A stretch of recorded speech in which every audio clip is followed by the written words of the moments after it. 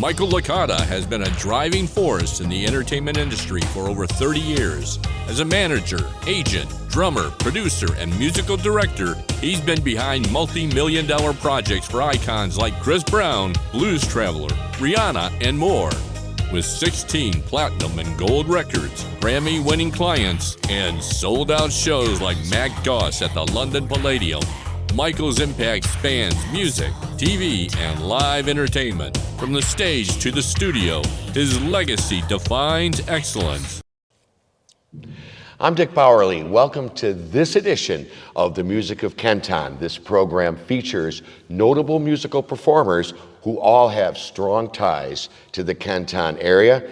Today's very, very special guest is no exception. He's had an illustrious career in music, and we're going to talk all about that. And I think you're going to find his story to be fascinating and incredibly interesting. And a full disclosure, I do know this gentleman very, very well. We actually recorded together back in the late 70s, and I also know his parents, but after all, the Kenton area is a very close community, so that probably will not surprise you. All that being said, please welcome Michael Licata. Michael. Hi, Dick. Thank you for having me here. Hey, here we go again, right? You had me at late 70s. That scared me. Well, late 70s. I'm early 70s now, and that scares me. So it's nice to be here. Well, it's great to have you.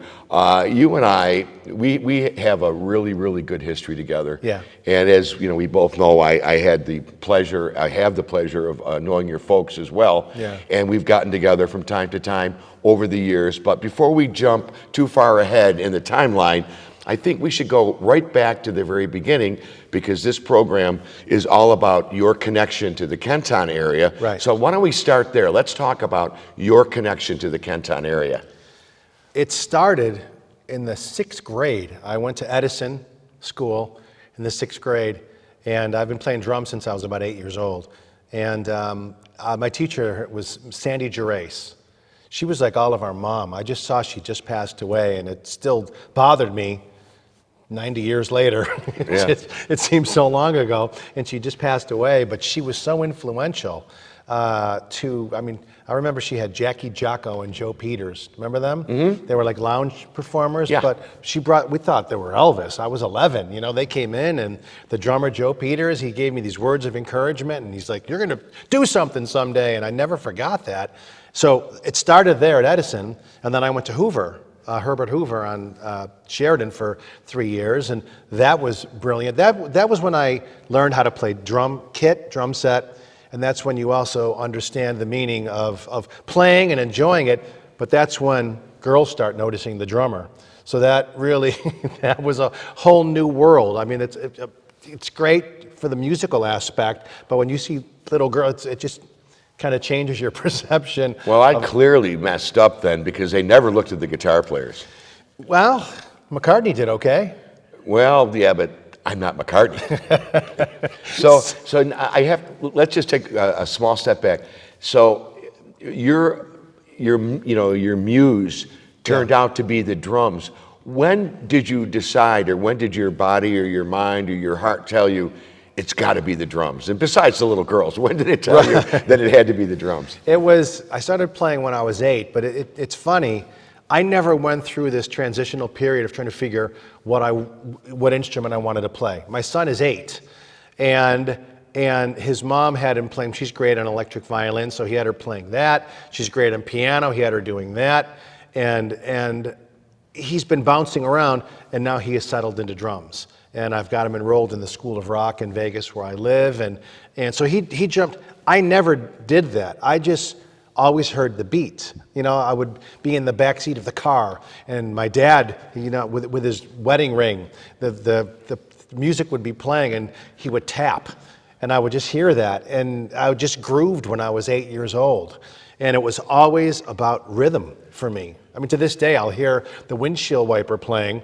I don't even listen to the radio playing. The windshield wiper going at a red light, and I just, I'll make grooves in my head. I don't need the radio, and I've always just been rhythm. So as soon as I discovered music, it was drums, and that was it. So now after you've discovered that drums were to be your thing, yeah, Let's talk about some of the earliest chances that you had to actively live that out. In other words, some of the early bands that you might have been in back in the day, which I'm sure, like with all of us, I'm sure they weren't ready for prime time. It's funny you should bring that up because I just reconnected on Facebook with the guitar player from the first band I was ever in. I was working at Ted's, making hot dogs, and playing in all the school bands. I went to Kenmore East after Hoover. And I played for the Company of Song, which was the chorus, and the band, and the orchestra, and the marching band, and the jazz band, but I wasn't in like a rock band. So my mother would go, "When are you going to join a band?" And so it finally came my way with Jay Hager, a guitar player. He was my first friend that could, just rip. And we put a band together called Tide. And it was Kevin Klinke on vocals and Rich Rollinson on keyboards. And we booked our first gig playing a dance at Franklin. And I thought it was Carnegie Hall. I was in the 8th grade, 9th grade, and we played a school dance there. And that's where it all started, with Tide playing All Right Now and Taking Care of Business and the rock staples. What year are we talking roughly? Oh my, geez, it was late 70s. Late 70s? Late 70s, yeah. I did my first performance ever in a band was at Franklin. Really? Yeah. I was so nervous I couldn't sleep the night before, and it was one of those after-school dances. Yeah. We only knew 8 songs. We Right. kept playing the same 8 songs over and over again for like 3 hours. You know what they made me do? Kevin, the lead singer, wanted to go back and play drums. So I got a little taste of it, and I didn't like it. I didn't like it, and to this day still, I've played in front of big crowds, and I'm still most comfortable behind a drum set, hiding behind my whoopee, my drums, my cymbals. Don't get nervous. If I have to come out and sing, so at Franklin, Kevin went back and played drums, and they had me come out and sing Johnny Be Good. And I'm just a little dude, and they're all staring at me, and I sat behind the keyboards, and I sang. I didn't even move, and the little girls are screaming, and I was just terrified, and I didn't like it at all. I don't know how how do you grab a microphone and sing? Well, I feel more comfortable on stage now than I ever did when I was in those formative years. I have to tell you, I'm very comfortable on stage now, but I wasn't always. Even in the Hard Times era where we were playing like over 300 gigs a year, I always sort of felt like I'm afraid to move because I might look stupid, Yeah. That kind of a thing. All right, so now you've got your first gig at Franklin. You've got your first band, such as it was, right? What happens after that? Well, from there, then you move to the bars. At least, for me, I went. Who was the band? I got a call to play with a band called the Dan Harper Blues Band, and we played at McVan's. And remember McVan's? Oh God, yes, yeah. My parents used to go there in the 50s and see like real stars would go and perform there. Right? Real performers, not guys like us. Not us. So I'm 15 years old and I'm sneaking my drums in the back door at McVan's, and they're like, don't tell them how old you were. And I played with the Dan Harper Blues Band, and it was just 1-4-5 shuffles for 2 hours. I recognize that name. Yeah, he's from here. He was great. Yeah, I recognize that name. I haven't seen him since that night, but I went from bars and then went to with Joe Peachy and Trick. You know how I met him? I was cooking hot dogs at Ted's. Honest to God, he didn't even know I played drums. I had the hat on, and it was the end of an 8-hour shift, and I had hot sauce and smeared it. It was a bad day. And he walked in, and we just kind of clicked. And he told me he thought I had a cool look, and I'm like this. And then we started talking in line while I was making hot dogs, and he found out I played the drums, and asked me if I wanted to join a band. He didn't even know if I could play. He just thought I was cool. I didn't just see that at all. That sounds like Joe.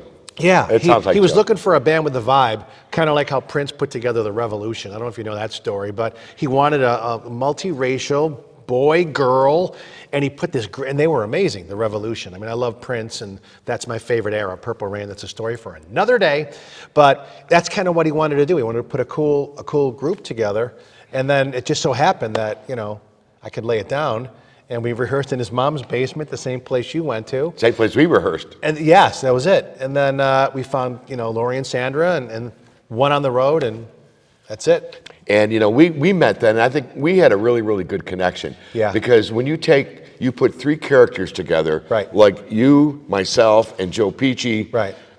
we should have had a documentary on Showtime. The band got into a lot of trouble on the road because I was insane when I was 19 years old. I don't really remember. Was I polite? Did you want to slap me? Because a lot of people did. No, Mike, I never had any. No inclination to No, loosen I one of never my had an teeth? issue with you. But what I did think was funny, and I think I can say this now. Go ahead. Because the Trick album comes out, right? Mm-hmm. And Joe is always the master illusionist. He thought he was like the David Copperfield of music production. Yeah. So I open up the album, and I look inside, and there's this amazing crowd shot. Three Dog Night. Which Joe stole from the Three Dog Night Live at the Forum album, and he puts it inside the and Trick he album. superimposed our pictures over Live at the Forum by Three Dog Night, and I was like, oh, yikes. And we should acknowledge, unfortunately, Joe left us in the, he became ill and left us, but we both miss him. Yeah, great guy. It was my Great first guy. experience in the pro world. Now, things got really good for you. Not that they weren't good under Trick. I'm sure you guys had a ball. They weren't that good. Well, No, we had a good time. It was just insane. I was just too young. I was just tearing up band houses, being a fool. Well, you're obviously a very mature, calm person these Really? days. Well, kind of. So let's talk about after the Trick episode. Sure. Things eventually got really, really exciting and good for you, and we would be remiss not to give people the really good stuff about your story. I had a run. I had a run, and I mean, even to this day, at this point, there could still be a run, but I kind of hit a wall where I don't want to do it anymore. I mean, I'm managing bands now and producing shows in Vegas, and I'm booking bands, and I've got an 8-year-old son now, and I'm enjoying watching him grow up. I don't mind getting up at 6:30 in the morning and making his cereal and driving him to school, and it just reminds me of the story. And I'll go back to what you were saying. I'm jumping. That's okay. I had coffee. It's your interview, not mine. So I heard that, I never understood why John Lennon took so much time off after the Beatles split. And then I read a story recently. He took off essentially from 1970 to 1980 because he wanted to raise Sean. And then he made Double Fantasy, a brilliant record, and then we all know what happened. We know what happened after that. But you don't understand a story like that unless you've got a baby in your arms. Antonio is my only son, and I'm loving every minute. I'm not even miserable when the alarm goes off at 6:30. So I was on tour with Drake. He's a rapper about 8 years ago, and we're in a tour bus, and I was miserable. I hated it. And that was kind of my last experience going, I don't like this anymore. Unless you can tour like the Stones or Bon Jovi, who still travels with a vegetarian cook. I went backstage at the Stones at Dodger Stadium because a friend of mine, Chrissy Kingston, she's from Buffalo actually, she did Mick and Keith's clothes. And I'm backstage at Dodger Stadium, and everybody gets to eat what Mick wants you to eat. And it's a vegetarian cook, and it was unbelievable, healthy food. It didn't taste like what you'd think vegetarian food is like. And I'm thinking, if I lived like this and I had a chef cooking for me all day, and I had Mick's chiropractor who travels with the Stones, and a masseuse. And Mick's masseuse, Bon Jovi, same thing. And then you travel, like right now, Steven Tyler, even before he hurt his throat recently, a friend of mine is best friends. I'm not name dropping, I'm just telling you these stories. But he told me that they just released the Aerosmith farewell tour schedule. And even back in the day, Tyler can only sing every 2 or 3 days. And so the cost of touring is crazy. Normally you go February 16, 17, 18, you bam, bam, bam, because if not, you're sitting in a city somewhere for 2 days while the singer recoups his voice or whatever is the situation. But if I could tour like that, where we're off 2 days, not to show my age, but it's just touring is grueling. Your original question was what? I don't even remember my original question, but I really enjoyed that story that you just told. But all right, let me ask you this now. Okay, Yeah. So we know that your career is escalating. You're now in Vegas, and we're going to come back to that in a minute. Yeah. But we got to talk a little bit about your connection. You mentioned Drake, but let's talk about your connection to the Jermaine Stewart song. That of all the bands I've been in, That's the group that I love the best, that I learned the most, that was the first big thing for me. I mean, I was playing with Ricky Martin, La Vida Loca and Shake Your Ball at his heyday in '99, and that was nothing. And that was Beatlemania. I'll tell you that story later. Not fit for general audiences. Well, it was very G-rated. I just didn't like him.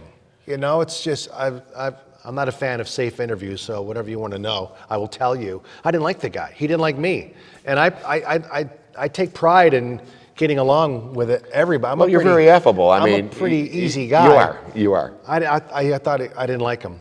So Jermaine was a different story. Jermaine we had a hit record in 1986 called "We Don't Have to Take Our Clothes Off to Have a Good Time." There was a #1 record around the world, and we toured, and I was on Top of the Pops in England. And in the video. And in the video, yeah. So we toured. He was one of my best friends. We were best friends until he died in '97. But that was a band of brothers. That was a funky bunch. And you learn how to sit in the pocket. As a drummer, my style has always been, sorry, I keep punching this microphone. Are you just like wanting me? No, it's okay. You know, you learn how to, I've played the same style as a drummer my whole life, which is just pocket, like 2 and 4. I've told you this before. My favorite drummer is Phil Rudd from AC/DC. When I met him, I couldn't even breathe. But this was my hero. But I love Steve Gadd. He's there. And then there's Phil Rudd. And you know, those are my guys. So I've played my entire life just playing pocket. I don't want to say just. I wish more drummers. I mean, I love Neil Peart. Side 1 of 2112 is a Bible to me. But when I listen to guys like Dave Weckl or Buddy Rich and you know, a lot of drummers are going to just think I'm a fool for saying that. I can take about 3 minutes of shut up, man. I'd rather see Earth, Wind, and Fire and Freddie White, their drummer, Maurice White's, the lead singer's brother, lay it down. I want to do this. I want to groove. That's what I've tried to perfect in my career, my whole life. And I've played the same way with Jermaine Stewart and Ricky Martin and Savage Garden and everybody. You know, I've played a couple hard rock bands, Sweden Rock Festival, 22,000 people with a band called Rhino Bucket. I play the same way with these bands when I'm living La Vida Loca or Take Your Clothes Off, and it all stemmed from 10 or 11 guys on stage. You know, there's nothing like looking into the eyes of you're the bass player and just locking it in. There's no feeling like that. So no doubt. Now, I think it's okay for me to ask you this, but then I want to go a little bit behind the scenes and with your experiences in Las Vegas, which you are very active, as you mentioned earlier, promoting shows and such. But you obviously were a key member of the Femmes of Rock, obviously. Right. Great band. And we had to thank you for letting my you band opened up for us. We came here and played at the Riviera twice over the last couple of years, and yeah, you guys were great. Well, it was fun. I mean, and the band was great. The girls were great, and you know, I have a picture of myself with the ladies, and I still get ribbed over that. People are like, you know, tough you're gig. They're like, they're tough gig, and you're too old to be with them, you know. Yeah. But we had a conversation at a restaurant, I don't know, a couple of months ago, where I was telling you, because I knew you were very plugged into the Las Vegas scene. Yeah. So I'm gonna allow you to be a little bit of a whistleblower. Because I know, like you said, you never avoid the tough questions, right? I hate boring interviews. Well, this won't be boring. Give it to me, Dick. Give it to me. All right, here we go. So I had mentioned to you how one of my fetishes, if such as it were, is I'll watch these concerts from Las Vegas. Okay. And I'm trying to guess, is it live or is it Memorex, so to speak? Do you really want to go there? I do really want to go there. And you shared something with me that made total logical sense, especially given what you just said about Steven Tyler. Okay. So I think it all kind of meshes together. Right. So the typical Las Vegas show, you inform me, is not as live as you might think it is. Who are we talking about? Well, we could be talking about Shania Twain or anybody, right? Oh, yeah. Fill us in, whistleblower. Well, it's not even just Vegas. I guess it's the state of the industry right now as a whole. And every day online you'll see, you know, a couple days ago, Sebastian Bach from Skid Row in the middle of a fight with somebody from another band talking about how this other band's laptop broke and they had to cancel their show. It's that dramatic. So it's not just Vegas, it's prominent everywhere. Now, there are pros and cons to this. If I'm stuck spending $500 to go see it, the days of us knowing Donnie Tomasulo and getting tickets and going to a game, those days are over. Right. Well, Donnie still hooks me up for Sabres games. Thank you, Donnie. But if you're going to go to a concert and you're going to spend that much money, you want it to sound like the record. You want it to sound big and fat and full. The only way you can be competitive, and I'm going to have musicians thinking that I don't know what I'm talking about. It's not, 90% of the time, you need backing tracks, but you can't use them, in my opinion, as ground zero, where keyboards aren't even plugged in, or the guitar is playing like Nicky Sixx and he takes his hands off and the bass is still playing. Motley's ridiculous. It's ridiculous. Def Leppard, listen to those records. I mean, Mutt Lange in 1987 with Hysteria. Those are brilliant, well-produced records. And those gang vocals, you got 8-part gang. How are they going to do that at 60-something years old if they were all brilliant singers? There's 5 guys on stage. If they could all sing brilliantly, they still wouldn't sound like the record. And plus they're doing sometimes multiple shows. Exactly. They don't have the life of Steven Tyler or even Bon Jovi. Did you see that documentary on Hulu? No, I have not yet. It's great. His voice is almost shot, but for years he hasn't been able to hit that note on Living on a Prayer. Oh, we're halfway there. Yikes! Yeah. And then he holds the mic out, or it's on a backing track. So I don't dislike it unless it looks like it's overtaking what they're really doing. If the drummer's not sweating or bleeding after a show, you were phoning it in. How much is a Def Leppard track? Because I watched their show. Even the guitar sounds are just so perfect. And I know, being a guitar player, you can't always get a perfect sound in any venue. What they're doing, that I know of primarily, is the tracks are there, but they're doubling their tracks. Even the lead vocals. I mean, the lead, they'll take the Pro Tools file from the album, and then they'll mix the lead vocal down a little. So he's singing it. So you hear the lead vocal, and then the album version is enhancing it. It's doubling it. So he's got to be right on. Or if it's a note that's too high, there's a power switch. I know a huge band, and I won't even say because I'm friends with them, and I'll be in trouble. I'll tell you later. All right, tell me later. But I know a band where the singer he's got a power on and off, and I've seen them 15 times. And I watch close, and I'm in the second row months ago, and I'm watching because now I know the secret, and the entire show is a track. And I'm watching. I'm like this, and I'm watching, going, is his mic going to be, every syllable he's dead on, and then once in a while I'll see him flip the switch off, and he could be singing, but his mic's not turned on. The whole thing is a backing track, and it astonishes me. There's a bunch of different ways to do it, but when you have that much money on the line, you're going to go see Adele. And I know a lot of her show is a backing track. But the Live Nation, if they buy 30 cities and they're going to send you out on tour, Aerosmith or whatever, you can't take a chance. It's not like 4 guys from Liverpool back in the day, and you plug your amps in and you can't even hear each other at Shea Stadium. It doesn't work that way. The expectations of a crowd today, they're not out there stoned like they were in the 70s. They're not out there drunk like they were at a Pink Floyd show. I mean, I'm sure they're still drinking and partying, but it's not like it used to be when they were throwing M80s off the oranges at a Frampton show, at the Odd. Remember the old days? They'd throw all the fireworks. It's a different world now. And if the show isn't killer, then they're going to go, why did I just spend $500 for this? So with that said, the production has to be there. The lights, the sound, it's got to sound great. And Live Nation will not take a chance on Adele going out there and singing and then burping in the second verse. It's got to be correct. Well, and look at what we're going through. We were talking about our sinus issues today.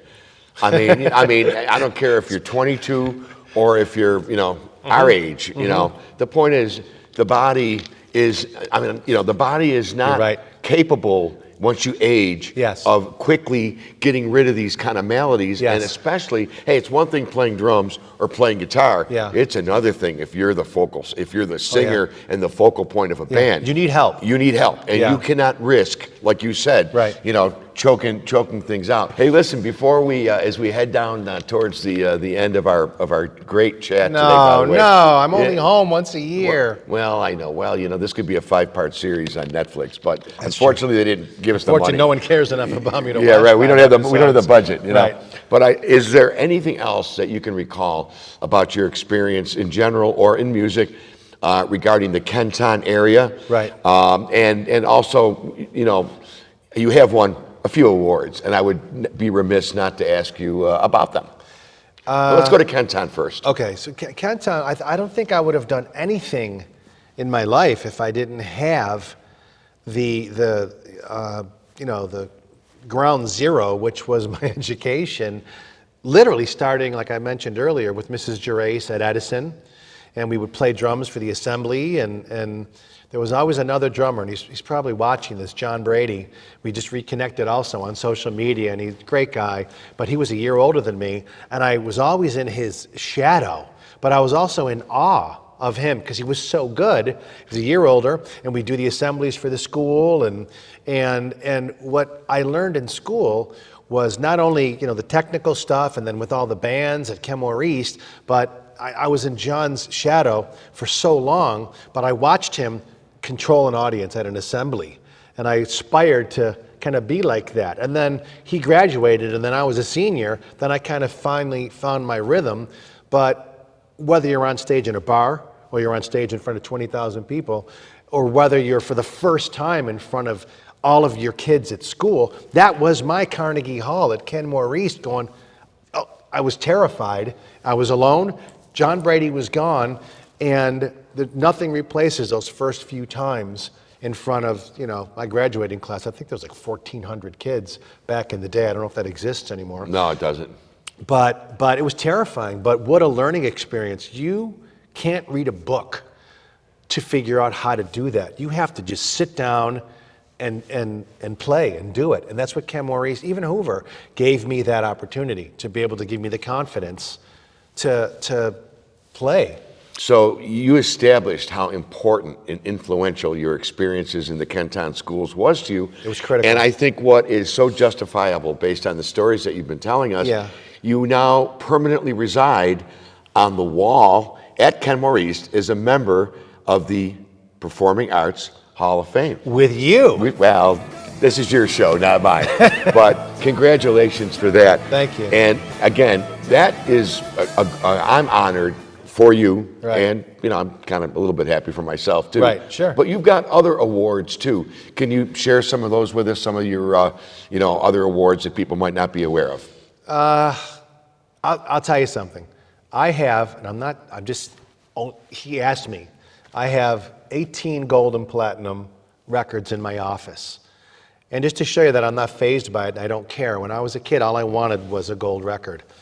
And now that I have them, I don't like to look back a lot. I had them wrapped in bubble wrap in my garage at my house in Vegas, and a handyman came over because I had to get something fixed 8 months ago, and he's in, and I'm no good with a hammer. Me neither. Oh, yeah, no. And he's in my garage. He goes, "What is all that?" And I had them in bubble wrap, and I said, eh. And he looks at it and goes, "Why aren't these hanging?" And I said, "They don't pay the mortgage next month." It was, I didn't really care. And he made me, actually, he took them out of the bubble wrap and he put them all up in my office. I didn't really care. But it's wonderful that I have them, and I'm proud. I worked hard. I just punched the mic again, sorry. So I have 18. But you know what meant more to me was getting this award from Kenmore East. I got, what is it called again? You're in the Performing Arts Hall of Fame. That's what it is. And it was the first year they did it, like 10 years ago.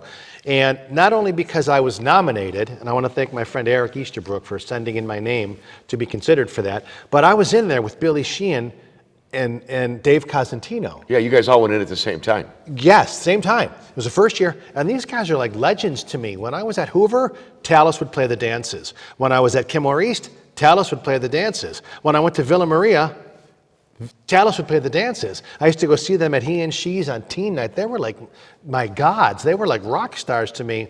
And I'm not that close with Billy. We've said hello a couple times. He's a really nice guy. But I'm close with Dave. We're friends. And at the end of that assembly, at the awards ceremony, I got on stage, it's on YouTube, with Dave Cosentino, the Ken Maurice stage band, and Jim Dunnigan, the principal at the time, who was the bass player in the Tweeds. Yeah, who's the original bass player? Right, and we played Johnny Be Good.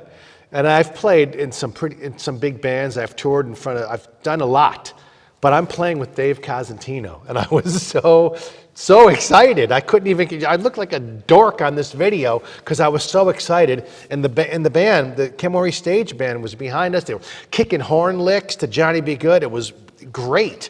That meant more to me that my high school recognized me. That was so important to me, more than the records that my handyman hung up on my wall. So, Well, it's nice that you have them. You know? Yeah, Well, yeah. I have to say that crazy 19-year-old kid that we talked about early in our talk. he's in there somewhere. I think he ended up okay. And as we've established, you're very plugged into the Vegas scene. You've got a lot of things that you're doing. How can people get a hold of you if they have any questions about either, booking something or any other thing they may need you of? Right. How can they get a hold of you? Why don't we just put my email address on this screen? Maybe you're going to see it right now. Ready? Hopefully he actually put it in there. But I'll put my email address and just reach out. You have any questions or anything, you want to send me a bocce pizza, there's my address, my email address, and then I'll give you my real address to mail it to. Michael, I got to tell you, this has been absolutely so much fun, and I knew it would be. I got one last thing for you. All right, go ahead. I told, as I was leaving my house today, my 88-year-old dad, I come down with the coat on, and by the way, it looks like we shop at the same store.